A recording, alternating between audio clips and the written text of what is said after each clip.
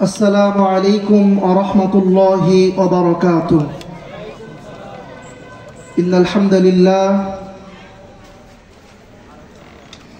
لله نحمده ونستعينه ونستغفره ونؤمن به ونتوكل عليه ونعوذ بالله من شرور أنفسنا ومن سيئات أعمالنا. من يهده الله فلا مضل له ومن يضلله فلا هادي له ونشهد أن لا إله إلا الله وحده لا شريك له ونشهد أن محمدا عبده ورسوله. أما بعد فقد قال الله تبارك وتعالى في كلامه المجيد: أعوذ بالله من الشيطان الرجيم. بسم الله الرحمن الرحيم. بل تؤثرون الحياة الدنيا والآخرة خير وأبقى.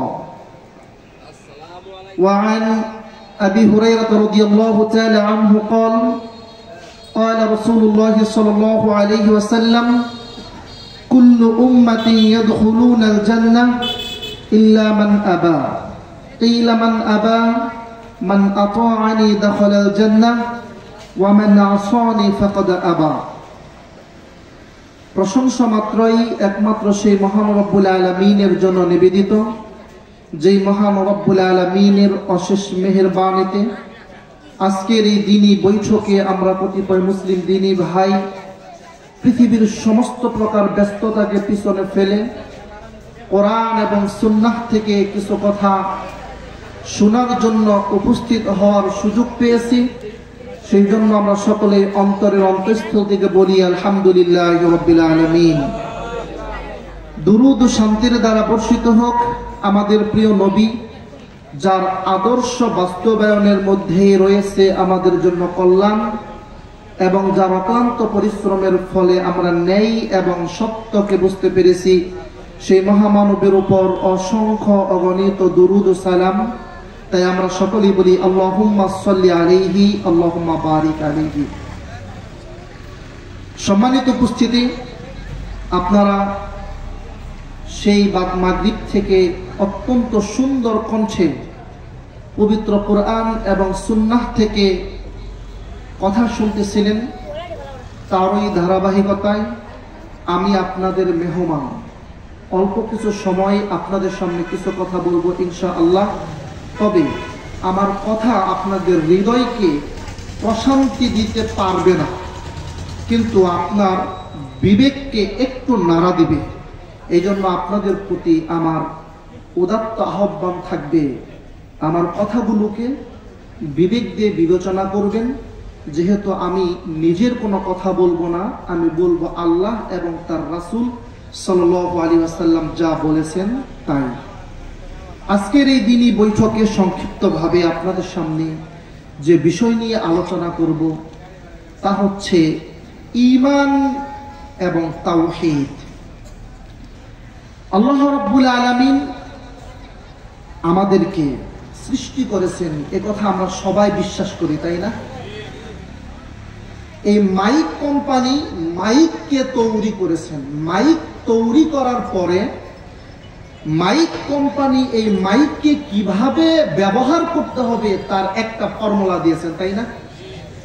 ঠিক আল্লাহ রাব্বুল আলামিন আমাকে আপনাকে সৃষ্টি করেই গরু ছাগলের মতো দুনিয়াতে ছেড়ে দেন নাই।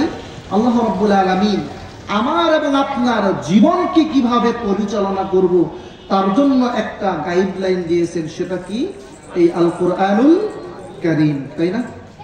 এবার আপনাদের কাছে আমার প্রশ্ন, আমি শুধু নিজে নিজে কথা বলবো না, আপনাদেরকেও বলতে হবে। জীবনে আমাদের বহু ওয়াজ মাহফিলে আমরা গিয়েছি, তাই না? তাফসীরুল কোরআন মাহফিলে কত গিয়েছি তার হিসাব আমরা কেউ দিতে পারবো না। এবার আপনাদের কাছে আমার প্রশ্ন, এই যে কোরআন, এই কোরআনের মূল কেন্দ্রীয় আলোচ্য বিষয় কি? কোরআন কি বিষয়ে আলোচনা করেছে? কেউ বলতে পারবেন? আলহামদুলিল্লাহ, শুনে নেন। তাহলে একটা কথাই যদি আপনি মনে রাখেন আপনার জন্য যথেষ্ট। এই কোরআনুল কারীমের মূল আলোচনার বিষয়বস্তু হচ্ছে মানুষ। বিষয়বস্তু কি? মানুষ। মানুষের প্রয়োজন নাই এমন কোন বিধান, এমন কোন আলোচনা আল্লাহ রাব্বুল আলামিন এই কোরআনুল কারীমের মধ্যে করেন নাই। যা কিছু আল্লাহ রাব্বুল আলামিন করেছেন সবকিছুই মানুষের জীবনে প্রয়োজন আছে। আপনি এবার বলতে পারেন যে মুসা আলাইহিস সালাতু ওয়াস সালামের জীবনী আল্লাহ রাব্বুল আলামিন এই কোরআনুল কারীমের মধ্যে দিয়েছেন, এটা মানুষের জীবনে কি উপকারে আসবে? দেখুন, আমি আপনাকে একটু দেখাই কি উপকারে আসবে। অত্যাচারী শাসক ফেরাউন যখন মুসা আলাইহিস সালাতু ওয়াস সালামকে পিছন থেকে ধাওয়া করলেন, মুসা আলাইহিস সালাতু ওয়াস সালাম এবং তার অনুসারীগণ সাগরের সামনে যাওয়ার কোনো রাস্তা নেই, ওই সাগরের মধ্যে রাস্তা বানিয়ে দিলেন কে? আল্লাহ রাব্বুল আলামিন। মুসা আলাইহিস সালাতু ওয়াস সালাম এবং তার অনুসারীকে আল্লাহ রাব্বুল আলামিন সাগরের মধ্যে রাস্তা বানিয়ে পার করে দিয়েছেন। আর ফেরাউন এবং তার অনুসারীকে সাগরের মধ্যে ডুবিয়ে মেরেছে। এটা কে করেছেন? সেই আল্লাহ এখন আছে না নাই? আল্লাহ কি বৃদ্ধ হয়ে গেছে? না, আল্লাহ কখনো বৃদ্ধ হয় না। আল্লাহ রাব্বুল আলামিন ফেরাউনের এই কাহিনী কোরআনের মধ্যে দিয়ে বলতে চাইলেন, পৃথিবীর মানুষ শিক্ষা গ্রহণ করো। আমি যে আল্লাহ মুসাকে সাগরের মধ্যে রাস্তা বানিয়ে দিয়েছি, যে আল্লাহ আমি ফেরাউন এবং তার অনুসারীকে সাগরের মধ্যে ডুবিয়ে মেরেছি, আমি আল্লাহর পরিবর্তন হয় নাই, ওই আল্লাহ আমি আছি। আজও যদি তোমরা আমি আল্লাহর পথে চলো, আমি আল্লাহর বিধান অনুযায়ী জীবন যাপন করো, পৃথিবীর সমস্ত বিপদে মুসাকে আমি যেমন মুক্তি দিয়েছি তোমাদেরকেও দিব।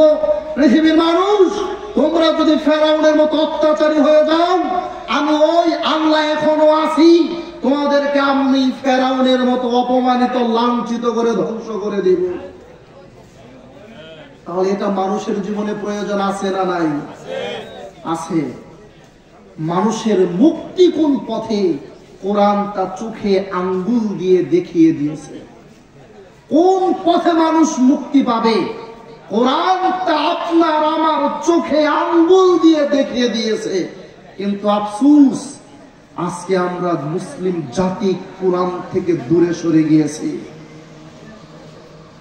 যার কারণে আজকে আমরা মুক্তি পাচ্ছি না। যুগের পর যুগ আমাদের শাসক পরিবর্তন হচ্ছে, আমাদের নেতা পরিবর্তন হচ্ছে, কিন্তু মুসলমান জাতি হিসেবে আমরা মুক্তি পাচ্ছি না। কেন? তার কারণ হচ্ছে মানুষের মুক্তি দেওয়া আছে এই কোরআনের মধ্যে, আমরা মুসলিম জাতি এই কোরআন থেকে নিজেকে দূরে সরিয়ে নিয়েছি। মানুষের মুক্তির কথা বলতে গিয়ে কোরআন 3টা পয়েন্টে কথা বলছে। কয়টা পয়েন্ট? 3টা পয়েন্ট। 1, পৃথিবীর মানুষ তোমরা আল্লাহর তাওহীদকে মেনে নাও। 2, পৃথিবীর মানুষ তোমরা নবী মুহাম্মদের রিসালাতকে মেনে নাও। 3, পৃথিবীর মানুষ তোমরা আখিরাতকে মেনে নাও। গোটা কোরআনুল কারীমে এই 3টা বিষয়ের বাহিরে আপনি অন্য কোনো আলোচনা পাবেন না। 1 নাম্বার, আল্লাহ রাব্বুল আলামিন বলছেন, পৃথিবীর মানুষ তোমরা আল্লাহর তাওহীদকে মেনে নাও। আল্লাহর তাওহীদ কি?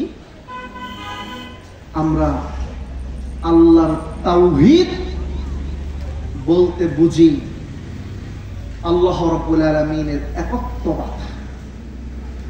এটাতে পরিপূর্ণভাবে তাওহীদ বোঝা যায় না। তাওহীদের আরো একটা অর্থ হচ্ছে সার্বভৌমত্ব। পৃথিবীর মানুষ তোমরা আল্লাহর সার্বভৌমত্ব মেনে নাও, মানে পৃথিবীর মানুষ তোমরা আল্লাহর আইনকে মেনে নাও। সারা পৃথিবীর মানুষ যদি আল্লাহর আইনকে মেনে নেয় 1 ঘন্টার ভিতরে পৃথিবী জান্নাতে পরিণত হবে। আল্লাহর আইনকে না মানার কারণে পৃথিবীর বুকে এত অশান্তি, যার বাস্তব প্রমাণ হচ্ছেন আপনারা। কেন পৃথিবীর বুকে এত অশান্তি? কারণ পৃথিবীতে সবকিছু চলে, শুধুমাত্র আল্লাহর আইন চলে না। এই আল্লাহর আইনটাই হচ্ছে তাওহীদ।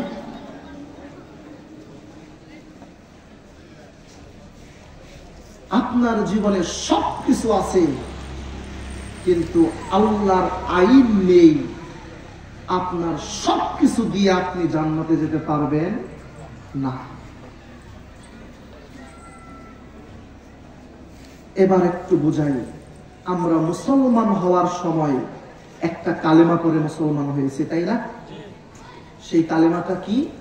লা ইলাহা ইল্লাল্লাহ। এর অর্থটা কি?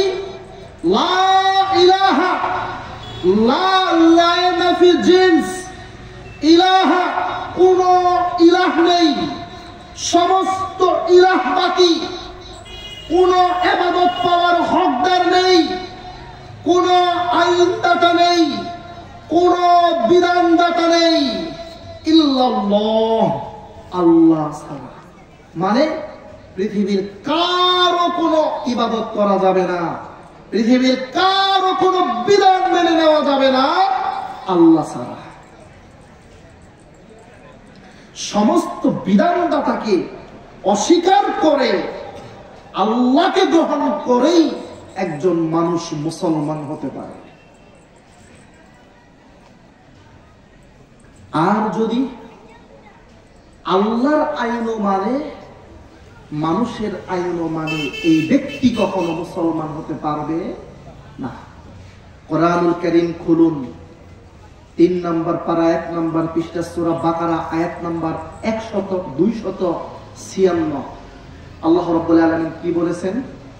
আল্লাহ রাব্বুল আলামিন বলেছেন, লা ইকরাহা ফিদ-দীন, দ্বীনের মধ্যে, ইসলামের মধ্যে কোনো বাড়াবাড়ি নেই, জবরদস্তি নেই।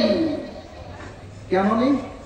অত্তাবায়্যানা রুশদু মিনাল গাই, কেননা বাতিল থেকে হক আলাদা হয়েছে, প্রকাশ পেয়েছে।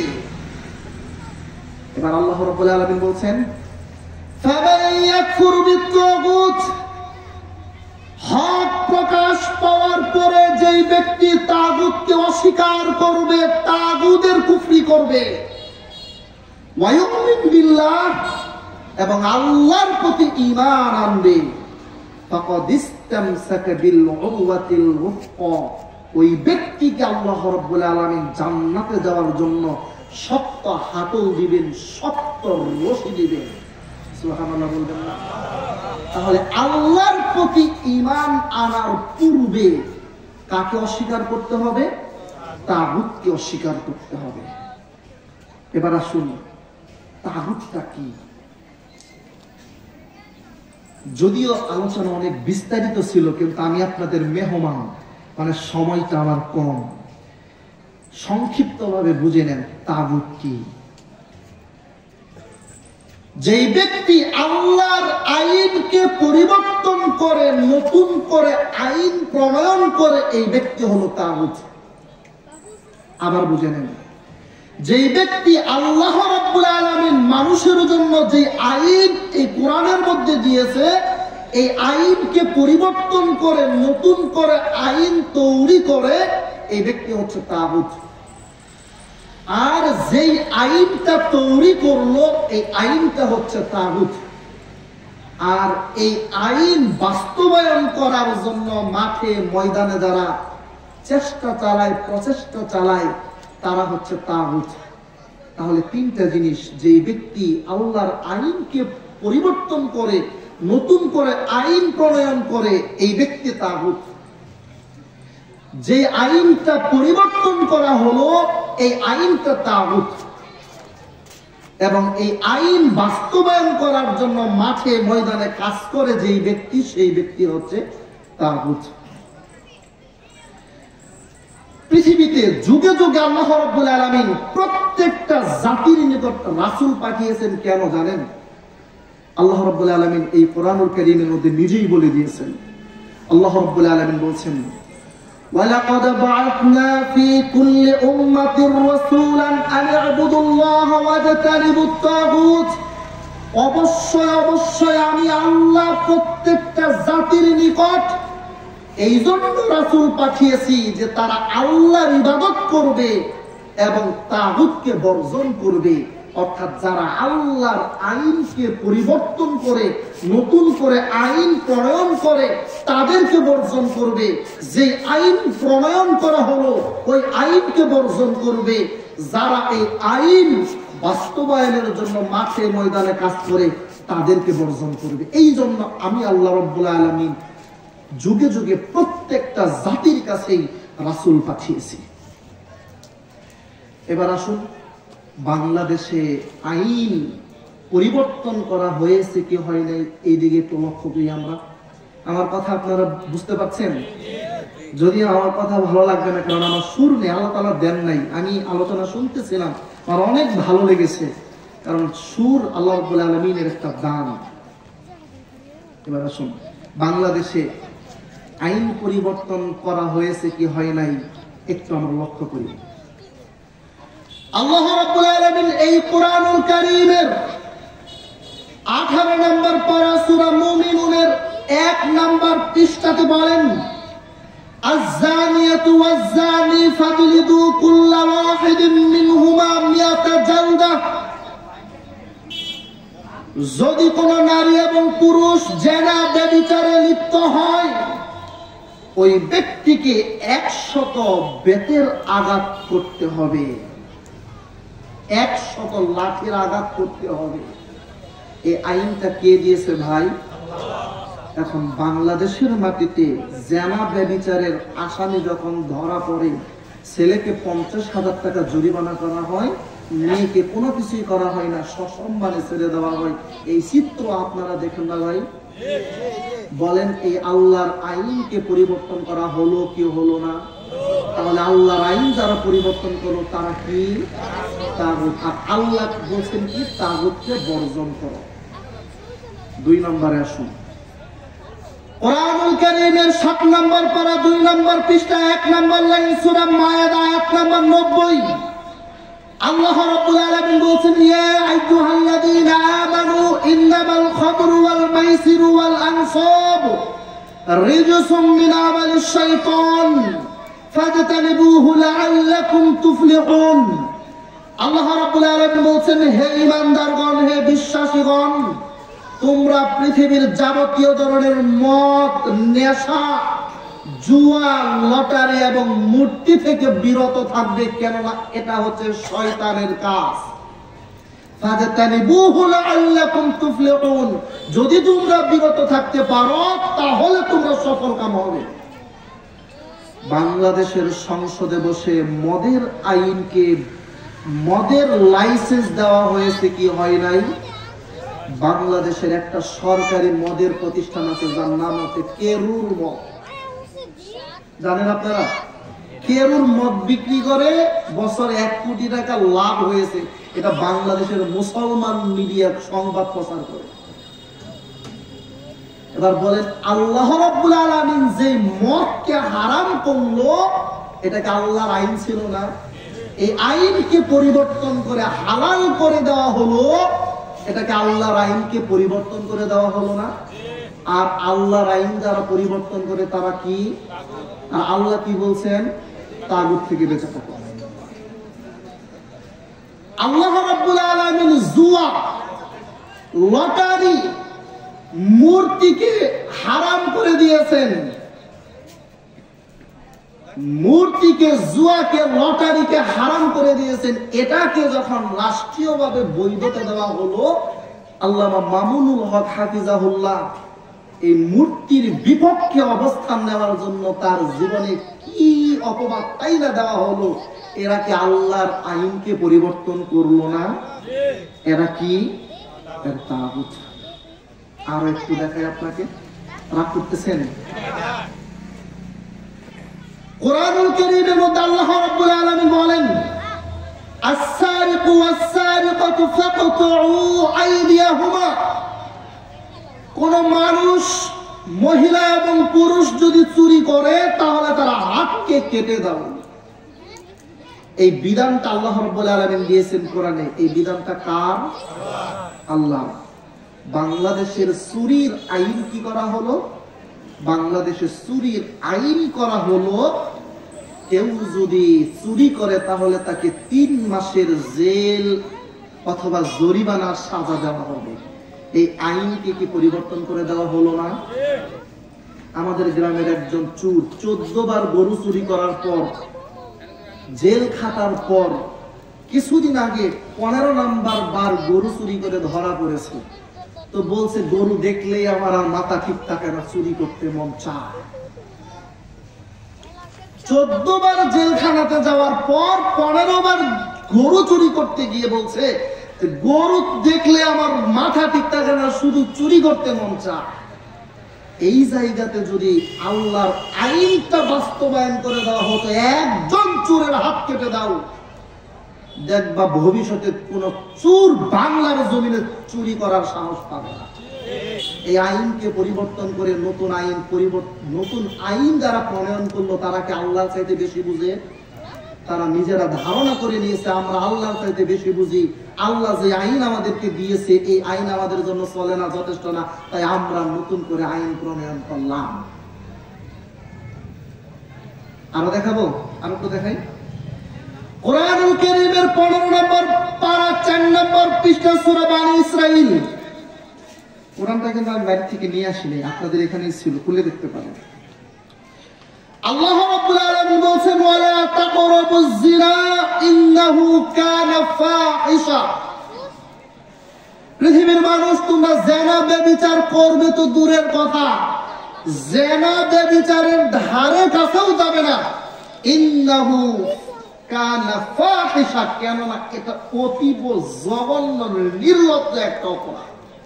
একজন মানুষ যখন জিনা করে, তো আমি জিজ্ঞাসা করছি যে ভাই, আপনাকে তো বিচারে বসানো হয়েছে, আপনার এখন কেমন লাগতেছে যে আপনি জিনা করে ধরা পড়েছেন, হাজার হাজার মানুষ আপনাকে বসিয়ে রেখেছে, কেমন লাগতেছে আপনার?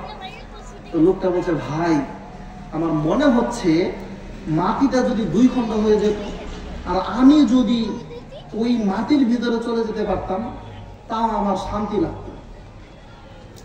তাহলে কত নির্লজ্জ একটা অপরাধ জিনা করা। আর আল্লাহ রাব্বুল আলামিন এটাই বলছেন, ওয়ালা তাকরাবুজ জিনা ইন্নাহু কানা ফাহিশা। পৃথিবীর মানুষ, তোমরা জিনার ধারে কাছেও যাবে না, কেননা তা অতীব জঘন্য একটা অপরাধ। তাহলে জিনা ব্যভিচারকে হারাম করলেন কে? এটা কি আল্লাহর আইন নয়? আল্লাহর আইন। এবার ওই সংসদে বসে টাঙ্গাইলের পতিতালয়ের বৈধতা প্রদান বাংলাদেশে করা হয়েছে কি হয় নাই? দৌলদিয়ার পতিতালয়ের বৈধতা বাংলাদেশে করা হয়েছে কি হয় নাই? লিটনের ফ্লাইটে যারা যাইতো তারা বাংলাদেশের আইন প্রণয়নকারী ব্যক্তি ছিল কি ছিল না? তাহলে এরা কি? কথা বলেন না কেন? এরা কি? তাগুত। আর আল্লাহ কি বলছেন? তাগুত থেকে বেঁচে থাকো, তাগুতকে বর্জন করো। যদি তাগুতকে বর্জন করতে না পারেন, তাহলে আল্লাহি, আল্লাহর কসম, আপনার ঈমান দিয়ে আপনি লাভবান হতে পারবেন না। কারণ ঈমান আনার আগে আপনার হৃদয়কে তাগুত মুক্ত করতে হবে। আমরা গ্রামের মানুষ, তাই না? জমিতে ধান লাগাই না? ধান লাগানোর পূর্বে জমির মধ্যে যত ধরনের আগাছা আছে, সকল ধরনের আগাছা আগে পরিষ্কার করি, তাই না? তারপর জমিতে ধানের যেই বীজ থাকে এইটা লাগিয়ে দিই। যদি জমির আগাছা পরিবর্তন না করে, আগাছা পরিষ্কার না করে, ওই আগাছাওয়ালা জমিতে যদি ধান লাগিয়ে দেই, ধান হবে কি হবে না? হবে না। হৃদয়কে যদি আপনি লা ইলাহা, কোন ইলাহ নেই আল্লাহ ছাড়া, এই পর্যায়ে নিতে না পারেন, তাহলে আল্লাহই আপনার ঈমান আপনাকে জান্নাত দিতে পারবে না, ওটা ঈমান নয়। এবার আসুন, পৃথিবীতে আল্লাহ নবী সাল্লাল্লাহু আলাইহি ওয়াসাল্লামকে আল্লাহ রাব্বুল আলামিন এই পৃথিবীর রাষ্ট্র ক্ষমতা দিয়েছিল কি দেয় নাই? দিয়েছিল। আল্লাহ রাব্বুল আলামিন নবী মুহাম্মদ সাল্লাল্লাহু আলাইহি ওয়াসাল্লামকে যেই পদ্ধতিতে রাষ্ট্র ক্ষমতা দিয়েছিলেন, সেই পদ্ধতি কি আল্লাহর পক্ষ থেকে আসা পদ্ধতি নয়? সেই পদ্ধতি কি আল্লাহর আইন নয়? আল্লাহর আইন। এই পদ্ধতিকে বাতিল করে কেউ যদি আব্রাহাম লিঙ্কনের পদ্ধতি দ্বারা রাষ্ট্র পরিচালনা করে, তাহলে এই জায়গাতে আল্লাহর আইনকে পরিবর্তন করা হলো কি হলো না? আর আল্লাহর আইন যারা পরিবর্তন করে তারাই তো তাগুত। আর আল্লাহ বলছেন পৃথিবীতে প্রত্যেকটা জাতির নিকট আমি রাসূল পাঠিয়েছি এই জন্যই যে তিনি আল্লাহর ইবাদত করবে এবং তাগুত থেকে বিরত থাকবে, তাগুতকে বর্জন করবে। এবার আসুন, আল্লাহ রাব্বুল আলামিন জানেন যে তাগুত আমার পরিবারে হতে পারে, আমার সমাজে হতে পারে, আমার বাবা হতে পারে, আমার ভাই হতে পারে। নিজের পরিবার যদি আল্লাহর আইনকে পরিবর্তন করে নতুন করে আইন প্রণয়ন করে, তাহলে কি করতে হবে? এই কোরআন খুলুন, 28 নম্বর পারা সূরা মুজাদালার 22 নম্বর আয়াতে চলে যান। আল্লাহ রাব্বুল আলামিন বলছেন, লা তাজিদু কওমান ইউমিনুনা বিল্লাহি ওয়াল ইয়াউমিল আখির। ও নবী মুহাম্মদ, তুমি এমন কোন জাতিকে পাবে না যেই জাতি আল্লাহকে বিশ্বাস করে এবং আখিরাতকে বিশ্বাস করে। আল্লাহকে বিশ্বাস করার পরে এবং আখিরাতকে বিশ্বাস করার পরে ইউআদুনা মান হাদ্দাল্লাহ ওয়া রাসূলাহু, ওই সমস্ত ব্যক্তির সাথে সম্পর্ক রাখে যারা আল্লাহ এবং তার রাসূলের বিরোধিতা করে। কোন মানুষ যদি আল্লাহকে বিশ্বাস করে, আখিরাতকে বিশ্বাস করে, এই ব্যক্তি আল্লাহর বিরোধিতা করে, রাসূলের বিরোধিতা করে, এমন ব্যক্তির সাথে সম্পর্ক রাখবে না। পরের অংশে আল্লাহ রাব্বুল আলামিন কি বলছেন? ওয়ালাউ কানু আবাহুম, যদি তারা তাদের ভাই হয় তবুও, যদি তারা তাদের বাবা হয় তবুও তারা সম্পর্ক রাখবে না। আও আবনাআহুম, যদি তাদের ছেলে হয় যারা আল্লাহর সাথে এবং আল্লাহর রাসূলের সাথে বিরোধিতা করে, ছেলে হলেও ছেলের সাথেও সম্পর্ক ছিন্ন করে দিবে। আও ইখওয়ানাহুম, যদি ভাই হয় তবুও তার সাথে সম্পর্ক রাখবে না। আও আশীরাতাহুম, অথবা বংশের যদি কেউ হয় তবুও তার সাথে সম্পর্ক রাখবে না। কেন? সে আল্লাহ এবং তার রাসূলের বিরোধিতা করে। এবার আল্লাহ রাব্বুল আলামিন যারা এই সম্পর্ককে ছিন্ন করতে পারবে তাদের বিষয়ে প্রশংসা করেছেন। সেটা কি? আল্লাহ রাব্বুল আলামিন বলেন, উলাইকা কাতাবা ফি কুলুবিহিমুল ঈমান, কেননা তাদের হৃদয়ের মধ্যে আল্লাহ রাব্বুল আলামিন ঈমানকে লিপিবদ্ধ করে দিয়েছেন। সুবহানাল্লাহ।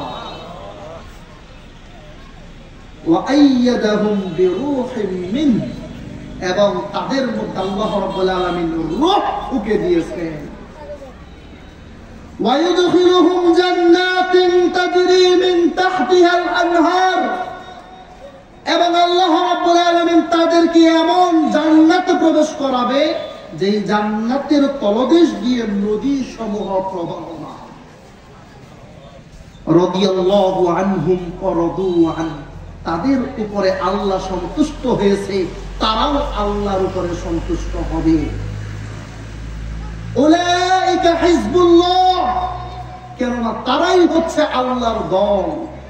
আলা ইন্না হিজবাল্লাহি হুমুল মুফলিহুন, সাবধান পৃথিবীর মানুষ, আল্লাহর দলই সফলতা অর্জন করবে, সফলতা লাভ করবে। তাহলে নিজের সন্তান যদি আল্লাহর আইন পরিবর্তন করে নতুন আইন প্রণয়ন করে, অথবা যারা আল্লাহর আইন প্রণয়ন, আল্লাহর আইনকে বাতিল করে নতুন করে আইন প্রণয়ন করে, তাদের পিছনে স্লোগান দেয় অমুক ভাইয়ের চরিত্র ফুলের মতো পবিত্র, এই সন্তানের সাথে সম্পর্ক রাখা যাবে, এই বাবার সাথে সম্পর্ক রাখা যাবে, এই বংশের সাথে সম্পর্ক রাখা যাবে যাবে না। সম্মানিত উপস্থিতি, এবার আর একটা আয়াত বলি। আল্লাহ রাব্বুল আলামিন আপনি মারা যাওয়ার পরে আপনার দুনিয়াতে যে সম্পদ দিয়েছেন, এই সম্পদগুলো কিভাবে বন্টন করতে হবে, ভাগ করতে হবে, তার একটা বিধান কোরআনুল কারীমের মধ্যে দিয়েছেন কি দেয় নাই? দিয়েছেন। সূরা নিসা খুলুন। আল্লাহ রাব্বুল আলামিন সূরা নিসার মধ্যে বিস্তারিতভাবে বর্ণনা দিয়েছেন।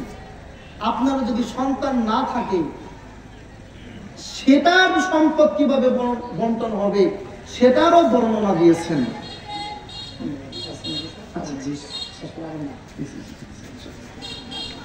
সম্মানিত উপস্থিতি, আল্লাহ রাব্বুল আলামিন এই সম্পদকে কিভাবে বন্টন করতে হবে এর পূর্ণাঙ্গ একটা বর্ণনা দিয়েছেন। আপনার যদি শুধুমাত্র মেয়ে থাকে কিভাবে বন্টন করতে হবে, আপনার যদি শুধুমাত্র ছেলে থাকে কিভাবে বন্টন করতে হবে, আপনার যদি ছেলে এবং মেয়ে কিছুই না থাকে তাহলে কিভাবে বন্টন করতে হবে, এর পুরো বর্ণনা আল্লাহ রাব্বুল আলামিন এই জায়গা থেকে দিয়েছেন। ইউসিকুমুল্লাহু ফি আওলাদিকুম, এই জায়গা থেকে দিয়েছেন। সম্পূর্ণ বর্ণনা দেওয়ার পরে আল্লাহ রাব্বুল আলামিন একটা হুঁশিয়ারি দিয়েছেন। সেটা কি? তিলকা হুদুদুল্লাহ, এটাই হচ্ছে আল্লাহর সীমানা, এটাই হচ্ছে আল্লাহর আইন। ওয়া মান ইউতি'িল্লাহ ওয়া রাসূলাহু, যে ব্যক্তি আল্লাহর আইনকে অনুসরণ করবে এবং রাসূলকে অনুসরণ করবে, ইউদখিলহু জান্নাতিন তাজরি মিন তাহতিহাল আনহার, এই ব্যক্তিকে আল্লাহ রাব্বুল আলামিন জান্নাতে প্রবেশ করাবেন। ওয়া যালিকাল ফাওজুল আযীম, এটাই হচ্ছে তাদের সফলতা, বড় সফলতা। এরপর আল্লাহ রাব্বুল আলামিন বলছেন, ওয়া মান ইয়াসিল্লাহ ওয়া রাসূলাহু, কিন্তু যেই ব্যক্তি আল্লাহর এই বিধানকে মেনে চলবে না, বিধানকে পরিবর্তন করবে, অর্থাৎ মেয়েকে ঠকিয়ে ছেলের নামে জমি লিখে দিবে, এমন মানুষ আছে না ভাই? আছে নাকি আপনাদের গণ্ডিতে? আমাদের গ্রামে আছে। বিধান ছিল ছেলে যা পাবে মেয়ে তার অর্ধেক পাবে, এই বিধানকে পরিবর্তন করে বাবা যদি মেয়েকে ঠকিয়ে ছেলের নামে জমি লিখে দেয়, তাহলে এই ব্যক্তি কি করলো? আল্লাহর বিধানকে পরিবর্তন করলো। আল্লাহ রাব্বুল আলামিন বলছেন, ইউদখিলহু নারান খালিদান ফিহা, এই ব্যক্তিকে আল্লাহ রাব্বুল আলামিন জান্নাত দিবেন তো দিবেনই না, জাহান্নামে পাঠাবেন, খালিদান ফিহা, সেখানে সে চিরস্থায়ীভাবে থাকবে। ওয়ালাহু আযাবুম মুহিন, এটা হচ্ছে তার জন্য অপমানজনক শাস্তি। এবার আমি আপনাকে শেষ করে দিচ্ছি মাত্র দুই একটা কথা বলেই। আল্লাহ রাব্বুল আলামিন বিধান করে দিয়েছেন আপনার সম্পদ আপনার ছেলে মেয়ে কিভাবে পাবে, এই বিধানকে যদি আপনি পরিবর্তন করেন তাহলে আপনি নিঃসন্দেহে জাহান্নামে যাবেন, একথা আপনি 100% গ্যারান্টি দিয়ে নেন। আবু দাউদের 3333 নম্বর হাদিসটা খুলে দেখুন। আল্লাহ নবী সাল্লাল্লাহু আলাইহি ওয়াসাল্লাম বলেন, যে ব্যক্তি দুনিয়াতে কাউকে তার ওয়ারিস থেকে বঞ্চিত করবে, আল্লাহ রাব্বুল আলামিন ওই ব্যক্তিকে জান্নাত থেকে বঞ্চিত করবে। সুতরাং আমাদের জীবন ব্যাপী একটা পরিকল্পনা থাকতে হবে। জীবনের প্রত্যেকটা ক্ষেত্রে আল্লাহর বিধানকে মেনে চলতে হবে, আল্লাহর বিধানকে বাস্তবায়ন করতে হবে। আপনি যদি আল্লাহর বিধান বাদ দিয়ে ডক্টর কামালের মতো একটা নাস্তিকের লেখা সংবিধান দিয়ে জীবন পরিচালনা করেন, মনে রাখবেন জান্নাত ডক্টর কামালের কাছেই চাইতে হবে, আল্লাহর কাছে চাইলে পাওয়া যাবে না। আল্লাহর কাছে যদি আপনি জান্নাত পেতে চান, তাহলে আল্লাহর এই আইনকে নিজের ব্যক্তি জীবনে, পারিবারিক জীবনে, সামাজিক জীবনে, রাষ্ট্রীয় জীবনে বাস্তবায়ন করতে হবে। আল্লাহ রাব্বুল আলামিন আমাদের প্রত্যেকটা মুসলিম দ্বীনী ভাই এবং মুসলিম দ্বীনী বোনকে জীবনের সকল ক্ষেত্রে সকল বিধান বাতিল করে আল্লাহ প্রদত্ত ওহীর বিধান বাস্তবায়ন করার তৌফিক দান করুন। আমরা সকলে বলি আল্লাহুম্মা আমিন। এই বলেই এই দাবি, এই দাওয়া, আসুন পবিত্র কোরআন ও সহিহ হাদিসের আলোকে জীবন গড়ি। এই দাবা, এই দাবি রেখেই আমার আজকের সংক্ষিপ্ত আলোচনা শেষ করছি। আসসালামু আলাইকুম ওয়া রাহমাতুল্লাহি ওয়া বারাকাতুহু।